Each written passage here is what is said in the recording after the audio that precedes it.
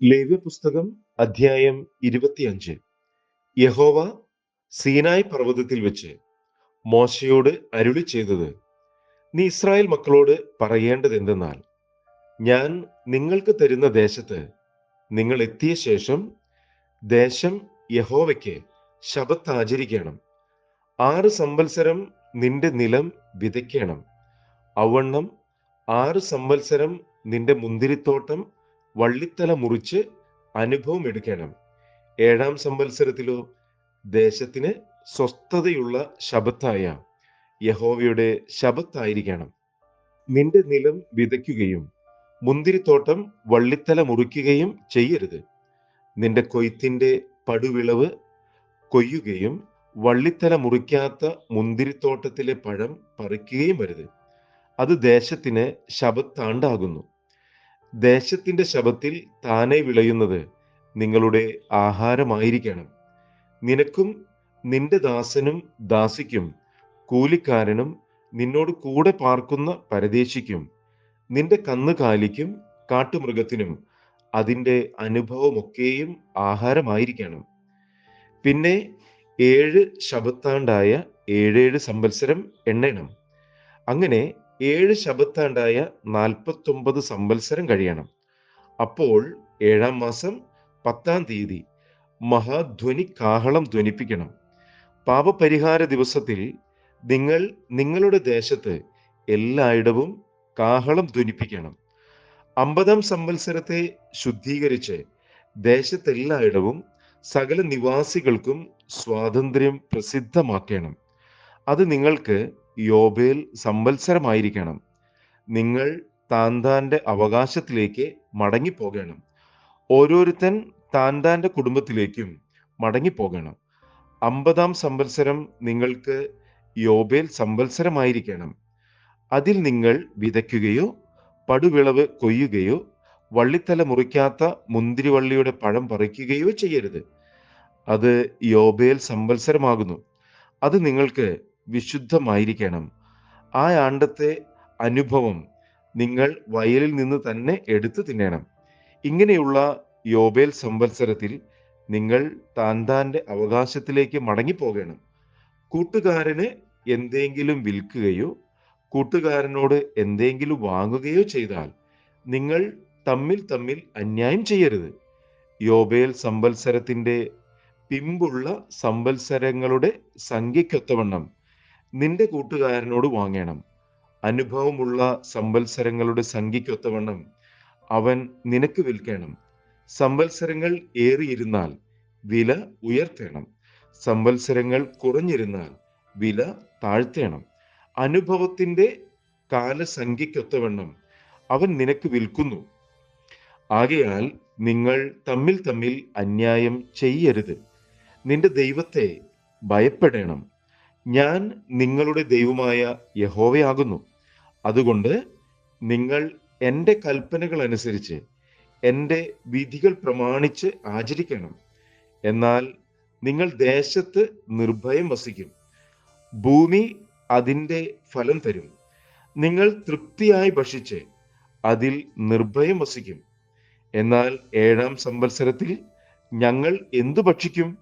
ഞങ്ങൾ വിതയ്ക്കുകയും ഞങ്ങളുടെ അനുഭവം എടുക്കുകയും ചെയ്യരുതല്ലോ എന്ന് നിങ്ങൾ പറയുന്നുവെങ്കിൽ, ഞാൻ 6-ാം സംവത്സരത്തിൽ നിങ്ങൾക്ക് എൻ്റെ അനുഗ്രഹം അരുളുകയും അത് 3 സംവത്സരത്തേക്കുള്ള അനുഭവം തരികയും ചെയ്യും.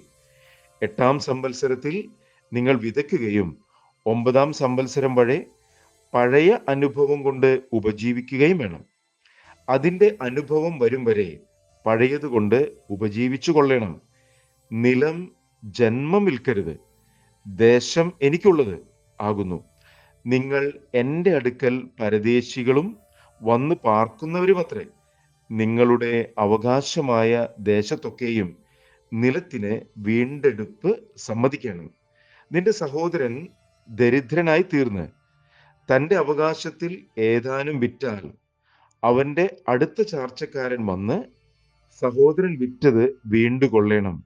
എന്നാൽ വീണ്ടുകൊള്ളുവാൻ അവൻ ആരും ഇല്ലാതിരിക്കുകയും താൻ തന്നെ വകയുള്ളവനായി വീണ്ടുകൊള്ളുവാൻ പ്രാപ്തനാകുകയും ചെയ്താൽ അവൻ അത് വിറ്റ ശേഷമുള്ള സംവത്സരം കണക്ക് കൂട്ടി മിച്ചമുള്ളത് അത് വാങ്ങിയിരുന്ന ആൾക്ക് മടക്കി കൊടുത്ത് തൻ്റെ അവകാശത്തിലേക്ക് മടങ്ങി വരണം. എന്നാൽ മടക്കി കൊടുപ്പാൻ അവന് പ്രാപ്തിയില്ല എങ്കിൽ വിറ്റുപോയത് യോബേൽ സംവത്സരം വരെ വാങ്ങിയവന്റെ കയ്യിലിരിക്കണം.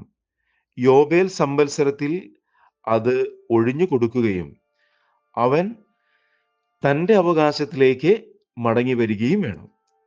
ഒരുത്തൻ മതിലുള്ള പട്ടണത്തിൽ ഒരു വീട് വിറ്റാൽ വിറ്റ ശേഷം ഒരു സംവത്സരത്തിനകം അവന് അത് വീണ്ടുകൊള്ളാം. വീണ്ടുകൊള്ളുവാൻ ഒരു സംവത്സരത്തെ അവധിയുണ്ട്. ഒരു സംവത്സരം മുഴുവൻ തികയുവോളം വീണ്ടു കൊണ്ടില്ലെങ്കിൽ മതിലുള്ള പട്ടണത്തിൽ വീട് വാങ്ങിയവന് തലമുറ തലമുറയായി എന്നും സ്ഥിരമായിരിക്കണം. യോബേൽ സംവത്സരത്തിൽ അത് ഒഴിഞ്ഞു കൊടുക്കേണ്ട. മതിലില്ലാത്ത ഗ്രാമങ്ങളിലെ വീടുകളോ ദേശത്തുള്ള നിലത്തിന് സമമായി വിചാരിക്കണം. അവയ്ക്ക് വീണ്ടെടുപ്പുണ്ട്. യോബേൽ സംവത്സരത്തിൽ അവയെ ഒഴിഞ്ഞു കൊടുക്കണം. എന്നാൽ ലേവ്യരുടെ പട്ടണങ്ങളും അവരുടെ അവകാശമായ പട്ടണങ്ങളിലെ വീടുകളും ലേവ്യർക്ക് എപ്പോഴെങ്കിലും വീണ്ടുകൊള്ളാം. ലേവ്യരിൽ ഒരുത്തൻ വീണ്ടു കൊള്ളുന്നുവെങ്കിൽ വിറ്റുപോയ വീടും അവന്റെ അവകാശമായ പട്ടണവും യോബേൽ സംവത്സരത്തിൽ ഒഴിഞ്ഞു കൊടുക്കണം. ലേവ്യരുടെ പട്ടണങ്ങളിലെ വീടുകൾ ഇസ്രായേൽ മക്കളുടെ ഇടയിൽ അവർക്കുള്ള അവകാശമല്ലോ. എന്നാൽ അവരുടെ പട്ടണങ്ങളോട് ചേർന്നിരിക്കുന്ന പുൽപ്പുറമായ ഭൂമി വിൽക്കരുത്. അത് അവർക്ക് ശാശ്വത അവകാശമാകുന്നു. നിന്റെ സഹോദരൻ ദരിദ്രനായി തീർന്ന് നിന്റെ അടുക്കൽ വെച്ച് ശ്രയിച്ചു പോയാൽ നീ അവനെ താങ്ങേണം. അന്യനും പരദേശിയും എന്ന പോലെ അവൻ നിന്റെ അടുക്കൽ പാർക്കണം. അവനോട് പലിശയും ലാഭവും വാങ്ങരുത്. നിന്റെ ദൈവത്തെ ഭയപ്പെടണം. നിന്റെ സഹോദരൻ നിന്റെ അടുക്കൽ പാർക്കണം. നിന്റെ പണം പലിശയ്ക്ക് കൊടുക്കരുത്. നിന്റെ ആഹാരം അവന് ലാഭത്തിനായി കൊടുക്കുകയും അരുത്. ഞാൻ നിങ്ങൾക്ക് കനാൻ ദേശം തരുവാനും നിങ്ങളുടെ ദൈവമായിരിക്കാനും നിങ്ങളെ മിസ്രയീം ദേശത്ത് നിന്ന് കൊണ്ടുവന്ന നിങ്ങളുടെ ദൈവമായ യഹോവയാകുന്നു. നിന്റെ സഹോദരൻ ദരിദ്രനായി തീർന്ന് തന്നെത്താൻ നിനക്ക് വിറ്റാൽ അവനെ കൊണ്ട് അടിമ വേല ചെയ്യിക്കരുത്. കൂലിക്കാരൻ എന്ന പോലെയും വന്ന് പാർക്കുന്നവൻ എന്ന പോലെയും അവൻ നിന്റെ അടുക്കൽ ഇരുന്ന് യോബേൽ സംവത്സരം വരെ നിന്നെ സേവിക്കണം. പിന്നെ അവൻ തൻ്റെ മക്കളോടുമായി നിന്നെ വിട്ട് തൻ്റെ കുടുംബത്തിലേക്ക് മടങ്ങിപ്പോകണം. തൻ്റെ പിതാക്കന്മാരുടെ അവകാശത്തിലേക്ക് അവൻ മടങ്ങിപ്പോകണം. അവർ മിസ്രയീം ദേശത്ത് നിന്ന് ഞാൻ കൊണ്ടുവന്ന എൻ്റെ ദാസന്മാരാകൊണ്ട് അവരെ അടിമകളായി വിൽക്കരുത്. അവനോട് കാഠിന്യം പ്രവർത്തിക്കരുത്. നിന്റെ ദൈവത്തെ ഭയപ്പെടണം. നിന്റെ അടിയാരും അടിയാട്ടികളും നിങ്ങൾക്കുള്ള ചുറ്റുമുള്ള ജാതികളിൽ നിന്നായിരിക്കണം. അവരിൽ നിന്ന് അടിയാരെയും അടിയാട്ടികളെയും കൊള്ളണം. അവണ്ണം നിങ്ങളുടെ ഇടയിൽ വന്നു പാർക്കുന്ന അന്യജാതിക്കാരുടെ മക്കളിൽ നിന്നും അവർ നിങ്ങളുടെ ദേശത്ത് ജനിപ്പിച്ചവരും നിങ്ങളോട് കൂടെ ഇരിക്കുന്നവരുമായ അവരുടെ കുടുംബങ്ങളിൽ നിന്ന് നിങ്ങൾ വാങ്ങണം. അവർ നിങ്ങൾക്ക് അവകാശമായിരിക്കണം. നിങ്ങളുടെ ശേഷം നിങ്ങളുടെ മക്കൾക്കും അവകാശമായിരിക്കേണ്ടതിന് നിങ്ങൾ അവരെ അവകാശമാക്കിക്കൊള്ളണം. അവരെന്നും നിങ്ങൾക്ക് അടിമകളായിരിക്കണം. ഇസ്രായേൽ മക്കളായ നിങ്ങളുടെ സഹോദരനോടോ നിങ്ങൾ കാഠിന്യം പ്രവർത്തിക്കരുത്. നിന്നോട് കൂടെയുള്ള പരദേശിയോ അന്യനോ സമ്പന്നനാകുകയും അവന്റെ അടുക്കലുള്ള നിന്റെ സഹോദരൻ ദരിദ്രനായി തീർന്നാൽ തന്നെത്താൻ അന്യനോ പരദേശിക്കോ അന്യന്റെ സന്തതിക്കോ വിൽക്കുകയും ചെയ്താൽ അവൻ തന്നെത്താൻ വിറ്റ ശേഷം അവനെ വീണ്ടെടുക്കാം. അവന്റെ സഹോദരന്മാരിൽ ഒരുത്തന് അവനെ വീണ്ടെടുക്കാം.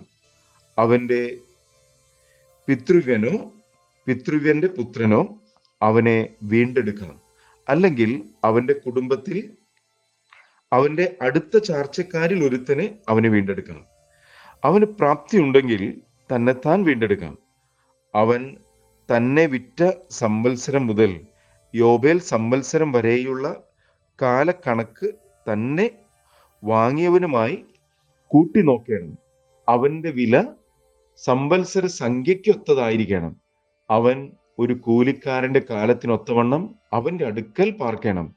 സംവത്സരം ഏറെയുണ്ടെങ്കിൽ അതിന് തക്കവണ്ണം അവൻ തന്റെ വീണ്ടെടുപ്പ് വില തനിക്ക് കിട്ടിയ പണത്തിൽ നിന്ന് മടക്കി കൊടുക്കണം. യോബേൽ സംവത്സരം വരെ ശേഷിക്കുന്ന സംവത്സരം കുറെ മാത്രമെങ്കിൽ അവനുമായി കണക്ക് കൂട്ടി സംവത്സരങ്ങൾക്കൊത്തവണ്ണം തന്റെ വീണ്ടെടുപ്പ് വില മടക്കി കൊടുക്കണം. അവൻ ആണ്ടോടാണ്ട് കൂലിക്കാരൻ എന്ന പോലെ അവന്റെ അടുക്കലിരിക്കണം. നീ കാൺകെ അവൻ അവനോട് കാഠിന്യം പ്രവർത്തിക്കരുത്. ഇങ്ങനെ അവൻ വീണ്ടെടുക്കപ്പെടാതെ ഇരുന്നാൽ അവനും അവനോട് കൂടെ അവന്റെ മക്കളും യോബേൽ സംവത്സരത്തിൽ പുറപ്പെട്ടു പോകണം. ഇസ്രായേൽ മക്കൾ എനിക്ക് ദാസന്മാരാകുന്നു. അവർ മിസ്രയീം ദേശത്ത് നിന്ന് ഞാൻ കൊണ്ടുവന്ന എന്റെ ദാസന്മാർ. ഞാൻ നിങ്ങളുടെ ദൈവമായ യഹോവയാകുന്നു.